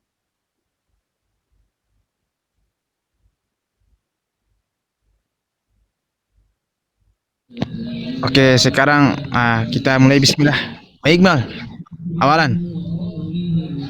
Berbuat baiklah kepada siapa saja yang engkau temui. Niscaya Allah akan membalas kebaikan di kemudian hari. Masya Allah. Takbir. Allahu Akbar. Allahu Akbar. Oke, sekarang kita mulai bismillah. Baik, Iqbal. Tafadhol, Pak Lutfi. Ya, itu Mas. Ntar, Pak Lutfi. Cara itu perak. Nah, sesuaikan pada diri sendiri. Sesuaikan Pada diri sendiri. pada diri sendiri. Masya Allah. Nah, itu. Berarti setiap apapun itu ya? Sudah takdir. Harus punya pendirian ya? Harus pasrah juga ya kepada Allah. Masya Allah. Takbir. Oke, sekarang giliran Bang Farid. Apa yang mau Bang Farid sampaikan? Masya Allah. Dari saya semangat setiap hari. Masya Allah, kata Bang Farid dari saya sendiri menyematkan semangat setiap hari. Masya Allah. Takbir. Allah Akbar. Masya Allah. Oke, sekarang kita Pak Lutfi. Ini yang anak UI nih. Ya UI. Oke, sekarang kita beralih kepada Bang Qoyim. Bang Qoyim, apa yang harus Bang Qoyim ucapkan apa? Sarjana kimia UI ya. Itu adalah emas. Masya Allah, dia minta adalah emas. Luar biasa. Berarti dia ini renungannya. renungan tentang kematian, tentang tujuan kita untuk apa hidup ya Bang Koyim. Ya Bang Koyim, Masya Allah, aduh, itu adalah emas. Daripada banyak omong dapat dosa juga ya Bang Koyim.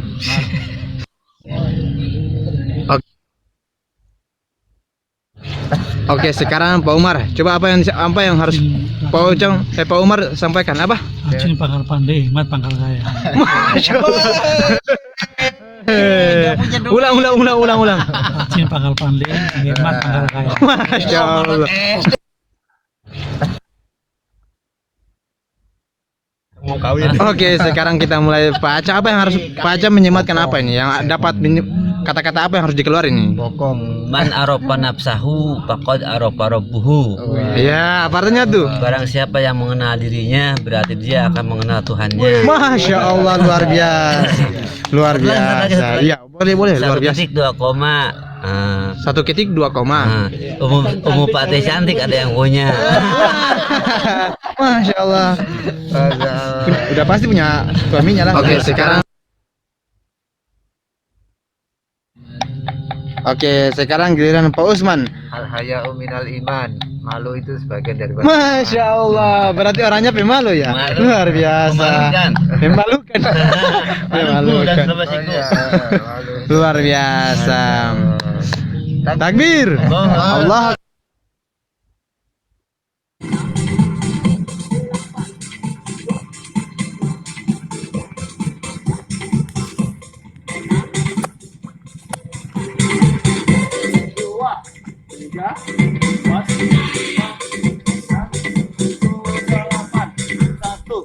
Andi gabung Andi.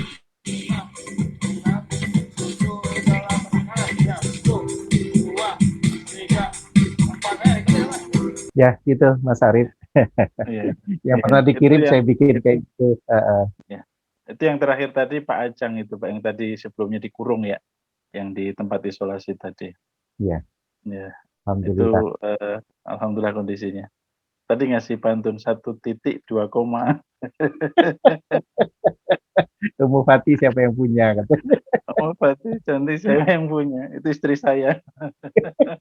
Oh, iya baik Mas Arif, Masya Allah, Alhamdulillah ya. Ini kelihatannya teman-teman sahabat LLC juga pengen bertanya ya.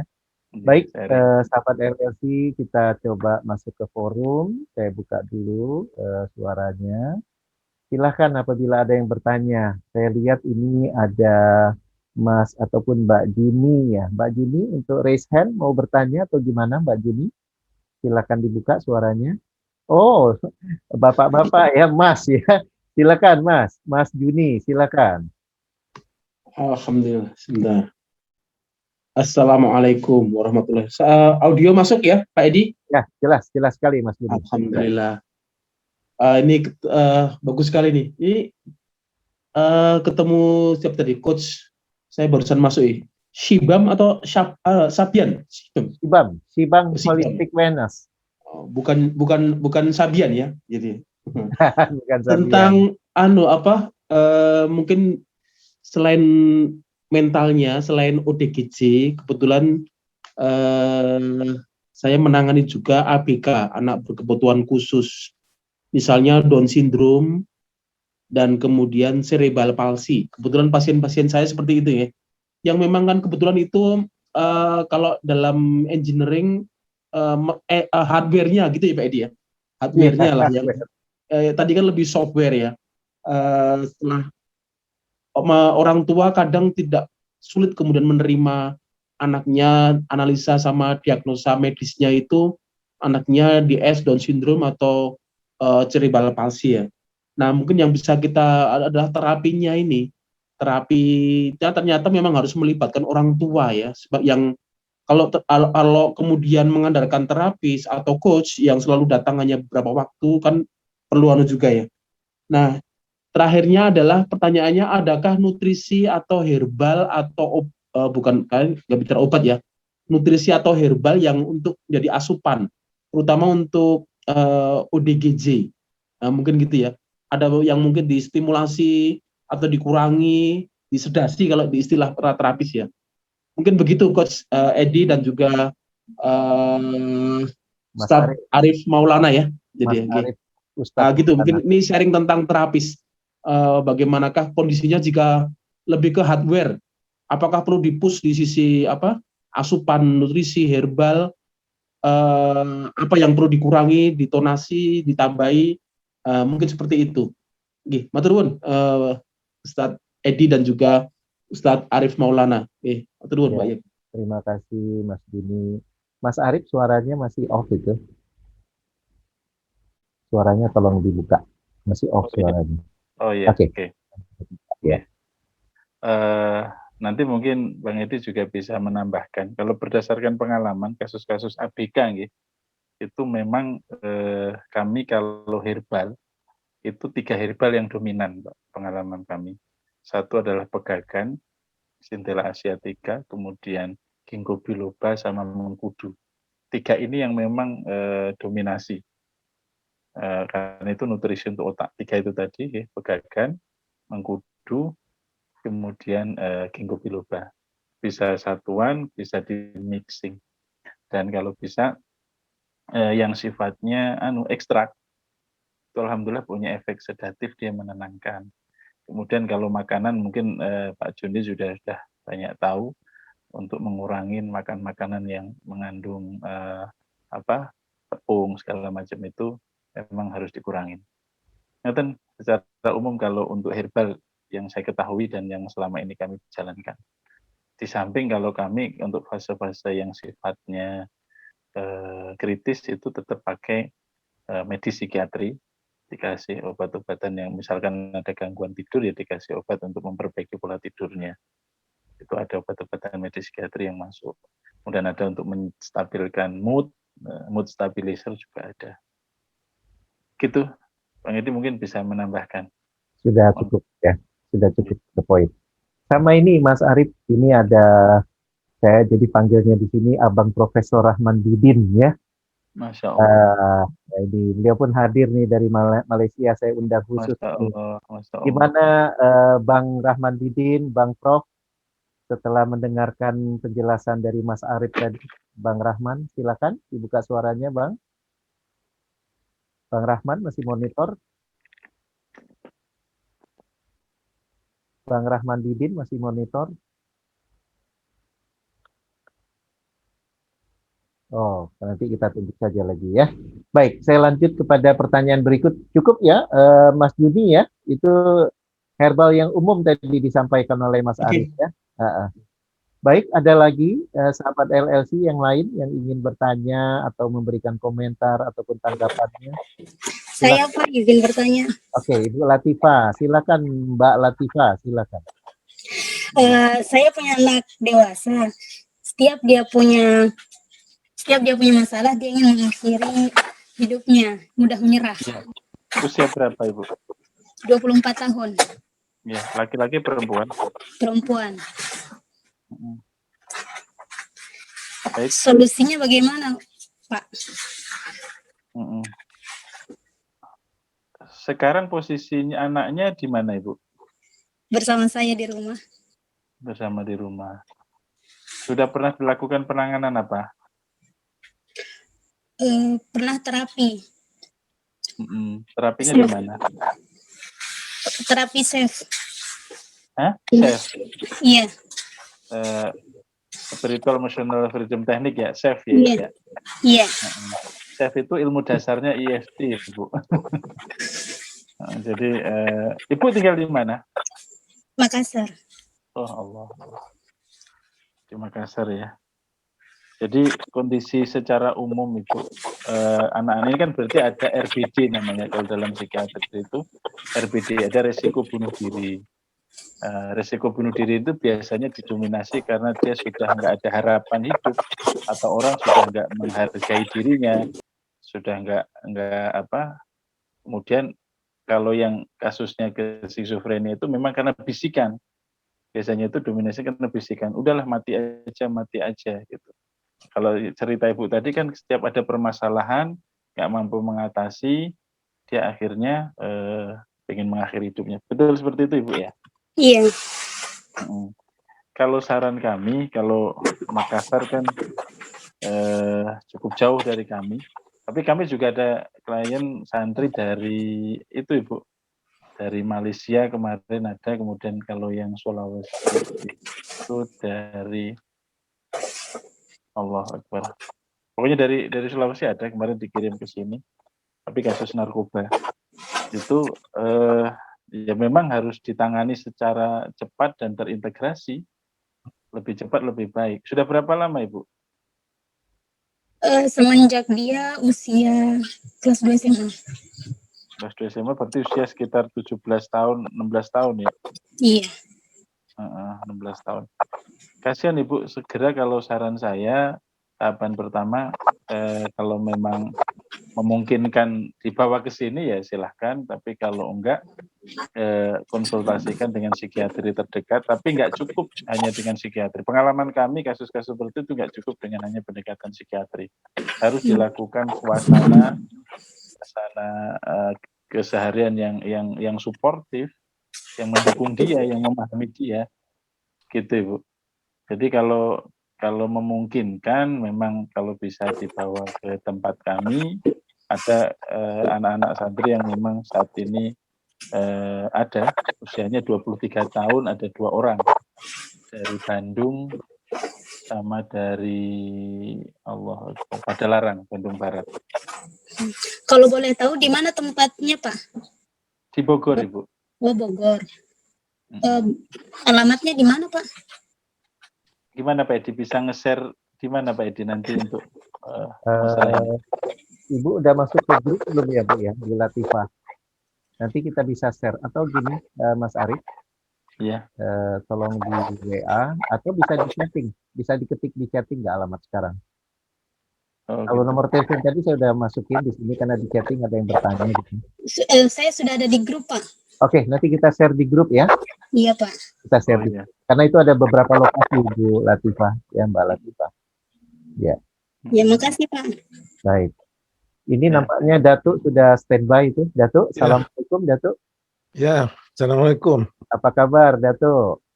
Syukur, Alhamdulillah, baik. Alhamdulillah. Masih ingat sama Mas Arief ya Datuk? Ya, masih ingat. Ketemu mana ini, Insya Allah. Kita ketemu di apa itu? Sering ketemu di apa? Kalau saya sampai di hotel di di daerah Jakarta Pusat ya waktu itu. Iya. Mangga Dua. Iya, betul. Bagaimana begini, komentarnya Datuk? Silakan Datuk. Sama Ustaz Hasim ya? Iya, sama Ustaz Hasim ya. Ya, pertama sekali saya mengucapkan terima kasih, syukur alhamdulillah pada Pak Edi karena mengundang saya hadir dalam majelis yang sangat luar biasa buat saya. Karena ini satu usaha yang amat yang murni ya. Dan pada saya kegiatan seperti ini harus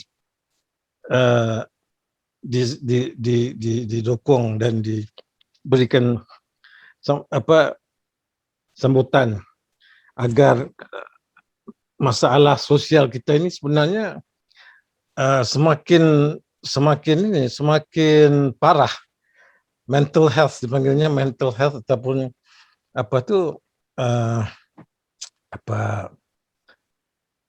kesehatan mental ya, gitu ya. Jadi dari data-data yang diberikan tadi, saya kaget karena memang jelas tidak mencukupi. Ya, kalau ada 38 hospital, rumah sakit untuk bagian ini, dan kebutuhannya sebenarnya dari 23,7 juta orang yang sakit mental health ini. Sama seperti di seberang ini di Malaysia, karena disebabkan oleh COVID ya, masalah mental health ni ataupun kemurungan diakibatkan oleh dibuang kerja karena majikan enggak cukup cash flow-nya, yang dihentikan kerjanya, yang kehilangan apa itu sumber income-nya ya. Jadi ada banyak perceraian, ada orang yang sudah jadi hampir gila. Banyak sangat kasus yang seperti itu. Jadi saya memang tertarik dengan apa yang Mas Arif persembahkan tadi, dan karena ini khusus LLC ini untuk menerangkan kepada semua ahli members ya LLC ini kesedaran kurang-kurangnya lah, ataupun kalau ada siapa yang khusus ada penyakit seperti itu. Jadi saya tidak mau mengambil masa yang banyak, cuma ingin saya meluahkan rasa sangat terharulah dengan usahanya Mas Arif ini, dan insyaAllah kalau diizinkan Allah Ta'ala, Allah Subhanahu Wa Ta'ala, mudah-mudahan kita bisa nanti bergabung, ataupun kita bisa juga nanti ada dapatkan. Sebenarnya di sini ramai juga yang saya kenal psikiatris, dipanggil psikiatris, ahli psikologi, ahli psikiatri yang memang ahli lah dalam bidang-bidang ini ya, yang mana tahu kalau kita bisa undang ke dalam program lanjutan LLC dalam tajuk-tajuk seperti ini. Jadi selain dari itu prasarana yang mau dibangunkan itu yang amat penting. Jadi nanti insyaAllah kita sama-sama fikirkanlah bagaimana bisa kita bangunkan ya, dan model seperti apa yang harus dibikin.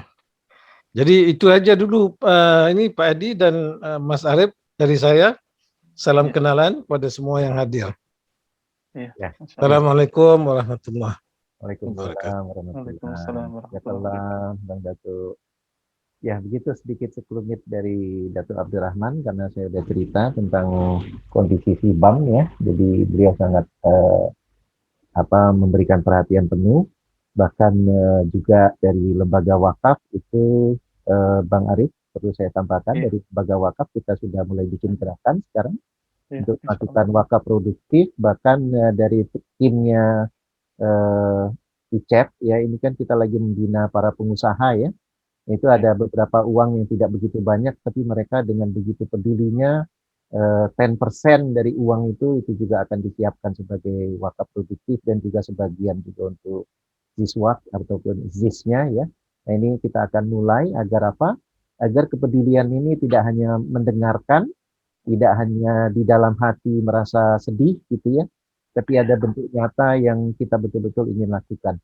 Itu kira-kira sementara komentar saya, tapi ini kita masih jamnya untuk bertanya kepada sahabat LLC kalau masih ada pertanyaan ataupun tanggapan.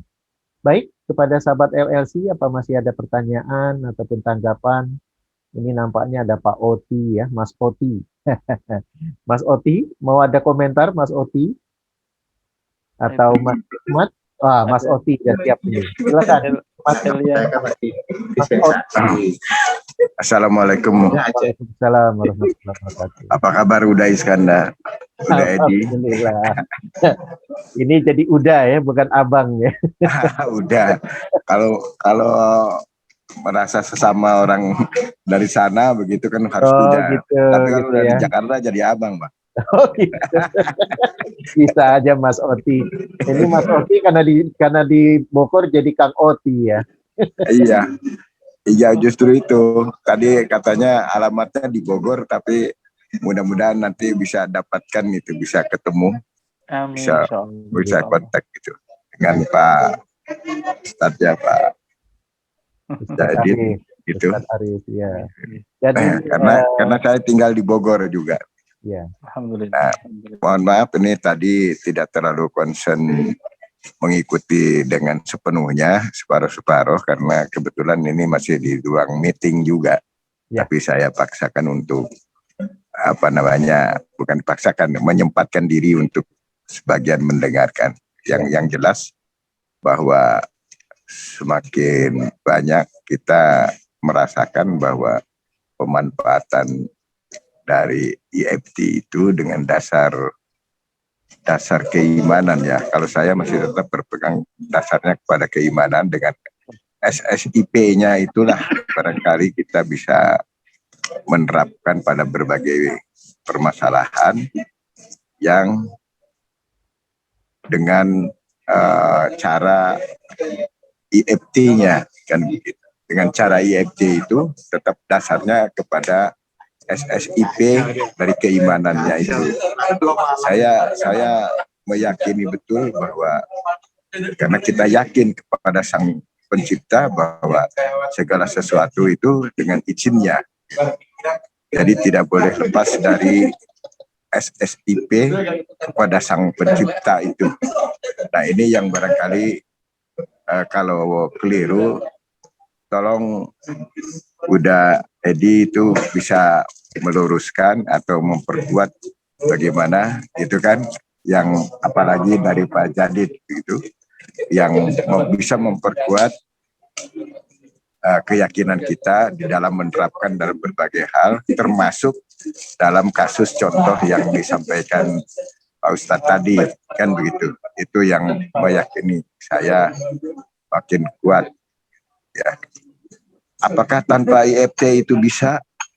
Dengan demikian, tapi saya meyakini juga memahami bahwa alur mekanisme yang terjadi di dalam organ dan istilahnya neuro saraf kita yang diberikan oleh Allah itu memang itu jalannya, ikhtiarnya begitu, yang harus ada dari otak sampai kepada perasaan itu, yang diwujudkan dalam bentuk sikap dan perbuatan. Kali itu yang bisa sampaikan. Mohon kalau ada kekurangan, keliru, diluruskan. Saya kira demikian.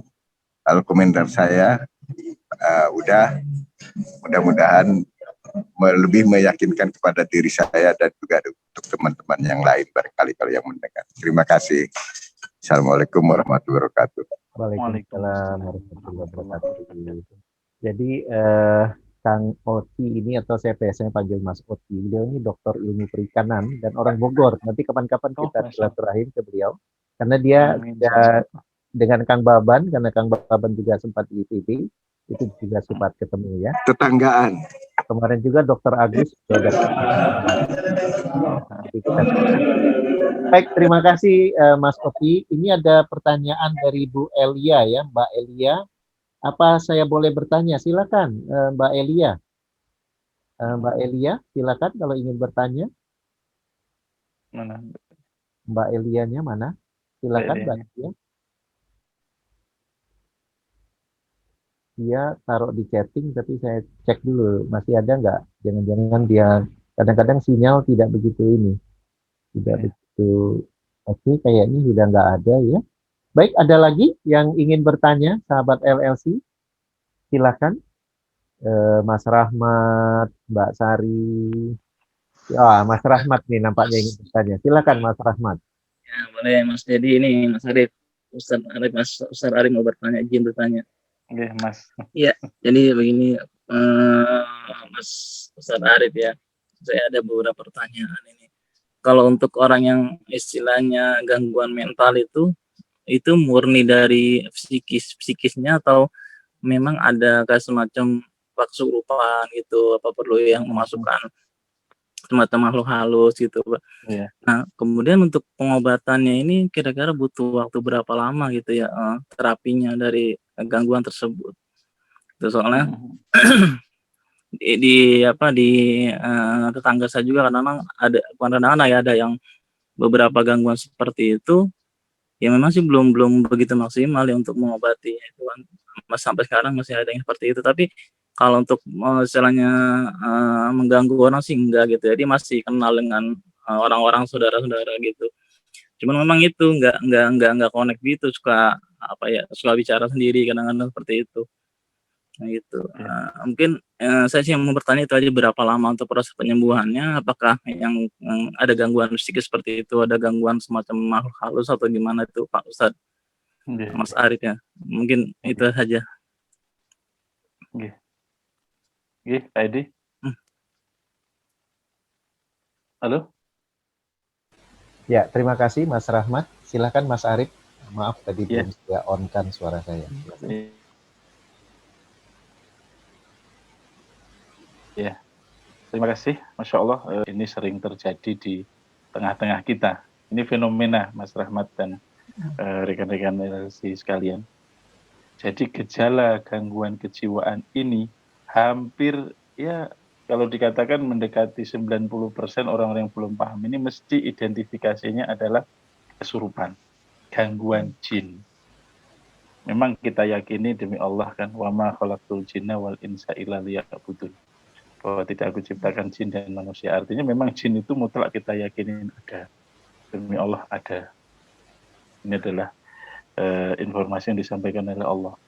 Akhirnya orang-orang ketika menyikapi dan mengidentifikasi problem kejiwaan ini mirip dengan gangguan jin, dengan gejalanya kesurupan, artinya dia tidak sadar. Akhirnya identifikasi yang salah ini menyebabkan penanganan yang salah. Itu Mas Rahmat. Mohon maaf, saya sudah berurusan mungkin sudah banyak sekali orang yang bukan hanya puluhan, ratusan ya. Orang dengan gangguan seperti ini akhirnya solusinya hanya diruqyah, dalam tanda kutip ya, hanya diruqyah. Karena dianggapnya ini penyebabnya adalah jin. Akhirnya penanganan yang sifatnya komplementer, holistik ini nggak dilakukan. Akhirnya makin hari kerusakan di metabolisme otaknya makin parah, sehingga makin susah disembuhkan. Jadi pertanyaan pertama, apakah antara gangguan jin atau kesurupan itu dengan gangguan kejiwaan itu ada benang merahnya gitu ya? Ada. Pasti ada. Jadi penyebab utama mayoritas itu yang terjadi. Kadang-kadang itu orang mengidentifikasi jin, padahal bukan. Itu adalah problem mental, problem kejiwaan. Akhirnya karena nggak tertangani, jiwanya kosong, itulah tempat yang sangat nyaman oleh jin. Ya kan? Jadi karena jiwanya kosong, nggak terisi dengan nilai-nilai tauhid, maka akhirnya dia dikuasai oleh jin itu. Maka cara penanganannya gimana? Ya harus terintegrasi problem kejiwaannya. Kalau penyebabnya memang karena kerusakan metabolisme otak, karena depresinya, itu yang diobatin. Akhirnya muncullah nilai-nilai keimanan dalam dirinya. Insya Allah, kalau dalam dirinya itu kuat, tauhidnya kuat, sandarannya kuat kepada Allah semata-mata, setan itu dengan sendirinya akan lemah. Demi Allah, kita harus meyakini bahwa setan itu sangat lemah. Kalau kita yakini dia lemah. Tapi kalau kita yakini dia kuat, setannya kuat, ini jinnya, ya dia kuat. Maka ini tidak pernah mereka menolak satu pengobatan yang hanya ruqyah. Saya praktisi ruqyah juga. Tapi kami tidak menggunakan satu-satunya metodologi itu. Kami komplementer. Kami komplementer dengan sisi pengobatan yang lain. Para sahabat dulu itu tidak mendakwahkan dengan cara ruqyah. Yang didakwahkan adalah tauhid. Sandaran total keimanan hanya kepada Allah. Makanya disarankan kalau di kami metodologinya tidak selalu dikit-dikit ruqyah, dikit-dikit minta ruqyah, enggak. Kami ajarkan mereka untuk beribadah secara teratur, zikir pagi petang, zikir pada sholat sesuai sunnah, insya Allah setan-setan yang menjadi penumpang itu akan pergi karena keyakinannya kuat, tauhidnya bersih. Tapi kalau dikit-dikit ruqyah maka nilai ketawakalannya kepada Allah berkurang. Itulah yang kadang-kadang selalu harus kita lakukan edukasi. Jangan dikit-dikit minta ruqyah, jangan dikit-dikit minta ruqyah. Tapi lebih baik lakukan benteng diri dengan tauhid yang bersih, berbaik ibadah. Itu yang saya sampaikan, dan identifikasinya pada saat dia sehat itu, Mas Rahmat, itu ketahuan kalau dia murni gangguan jin atau kesurupan atau dia gangguan jiwa.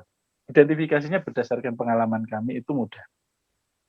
Kalau orang murni gangguan jin, pada saat kita tanya pada saat dia sehat, kamu ingat nggak seperti ini kejadian, kamu ngelompat, kamu begini, itu biasanya nggak ingat. Karena dia benar-benar dikuasai secara utuh oleh jin. Tapi ketika dia gangguan jiwa, sekeras apapun kadang-kadang ngomong sendiri, ketawa sendiri, kemudian melakukan hal-hal yang tidak wajar. Kemudian ketika dia sehat, kita sampaikan, dulu kamu pernah berantem sama saya, dulu kamu pernah nggak berpakaian, dulu kamu pernah ngomong begini begitu. katanya kamu mau saya bunuh. Kalau dia kejiwaan, dia mesti ingat. Iya Mas Arif, saya ingat. Dulu Mas Arif kan datang pertama kali ke saya itu akhirnya membunuh saya. Gitu. Itu ternyata nggak ada gangguan jin. Memang murni kejiwaannya. Ketika dia diobati, alhamdulillah efek-efek yang sifatnya metafisik ya, non medis itu bisa hilang dengan sendirinya. Kemudian pertanyaan yang kedua mengenai berapa lama. Nah, berapa lama ini sangat tergantung dari berapa lama juga dia mengalami sakit. Ya. Berdasarkan pengalaman dan penelitian, ketika anak ini gangguannya itu di bawah 20 tahun, ya, atau di atas 20 tahun itu sangat berbeda. Akan lebih susah ketika anak itu di atas 20 tahun. Kemudian gangguannya semakin lama, maka semakin pulihnya juga semakin lama. Tapi berdasarkan pengalaman yang sudah-sudah, kalau bicara obat-obatan medis maupun komplementer lainnya itu minimal 3 bulan itu baru mungkin akan masuk ke dirasakan dia mulai tenang, dia mulai nalar, itu di 3 bulan sampai 100 hari.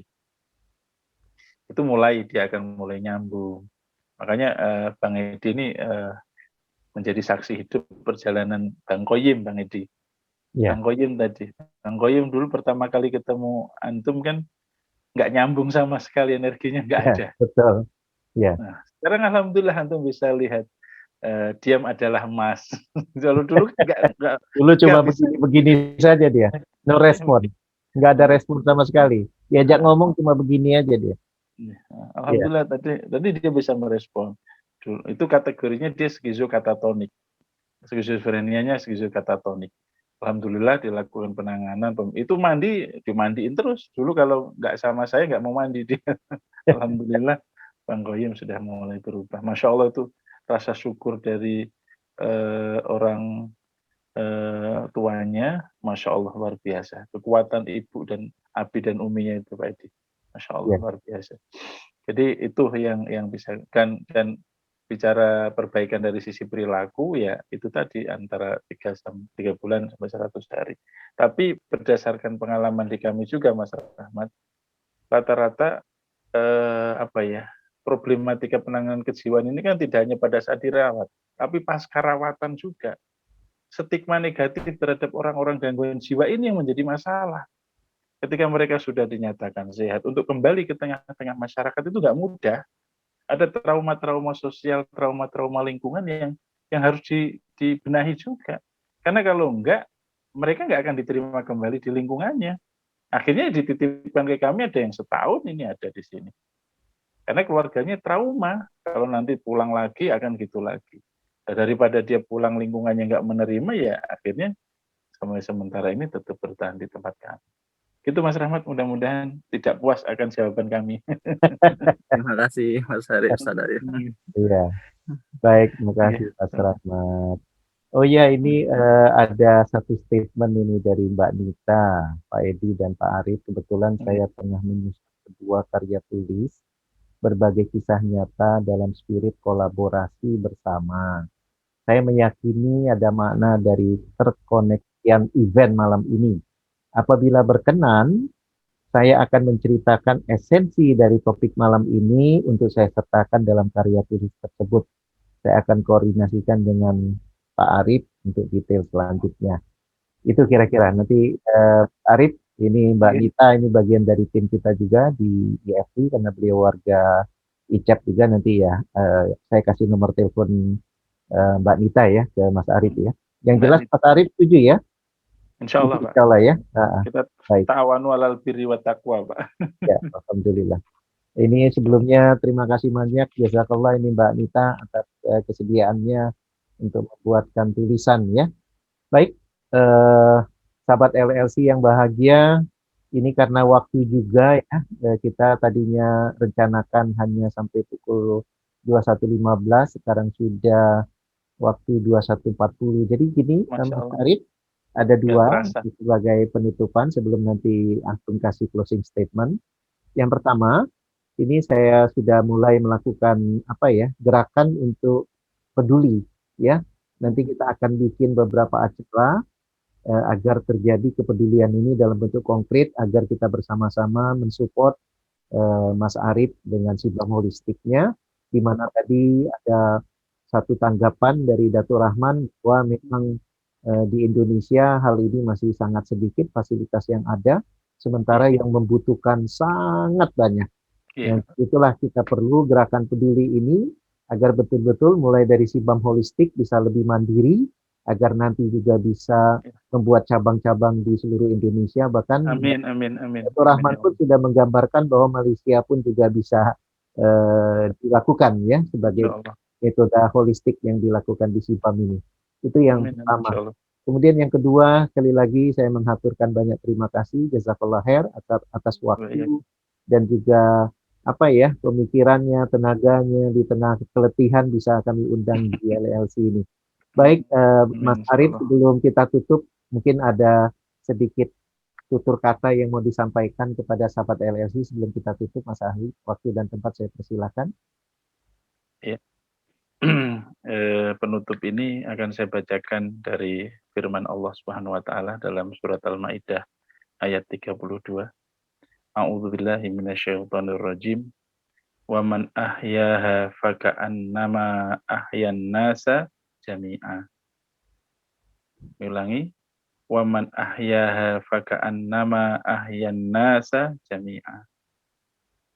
Bahwa barang siapa yang memelihara kehidupan seorang manusia, maka seakan-akan dia telah memelihara kehidupan semua manusia.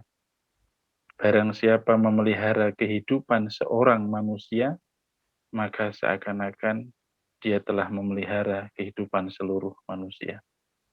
Ini adalah janji Allah, innaka la tukhliful mi'ad. Bahwa Allah nggak pernah ingkar janjinya bahwa apa yang kita lakukan hari ini adalah menjaga jiwa-jiwa yang semuanya terancam. Maka mudah-mudahan satu jiwa saja ini seperti menjaga seluruh jiwa. Apalagi kalau ini lebih dari satu jiwa. Mudah-mudahan inilah yang menjadi penyemangat kita, Pak Edi. Mudah-mudahan Allah Subhanahu wa taala memberikan kemudahan dan jalan terbaik buat kehidupan kita, insya Allah. Barakallahu fikum. Rafika barakallah. Syukron, jazakallah khair, Mas Arif. Masya Allah, ini bikin kita merinding ya, dimulai dari start sampai akhir, karena memang begitulah bentuk peduli kepada saudara yang dicoba dengan ujian yang jauh lebih berat dari kita. Ya, jadi kalau kita tidak ada kepedulian itu siapa lagi? Ya, jadi nikmat iman, nikmat sehat, serta nikmat pedulian ini juga bagian dari sesuatu yang menjadi harus disyukuri. Disyukuri dan juga akan menjadi suatu pertanyaan nanti di yaumil akhir ya. Apakah setelah kita mengetahui hal ini kita diam saja atau kita ada satu tindakan nyata, konkret yang kita bisa lakukan ya. Minimal sementara doa, tapi ke depannya kita coba. Begitu Mas Arif dan juga sahabat LLC, kami dari LLC Club sangat menghaturkan banyak terima kasih, mohon maaf ya atas segala kesalahan, kehilapan yang kami buat. Semoga apa yang kita lakukan ataupun kita bicarakan malam ini dalam kita katakanlah ini suatu majelis ilmu ya, thalabul ilmi dan juga silaturahim.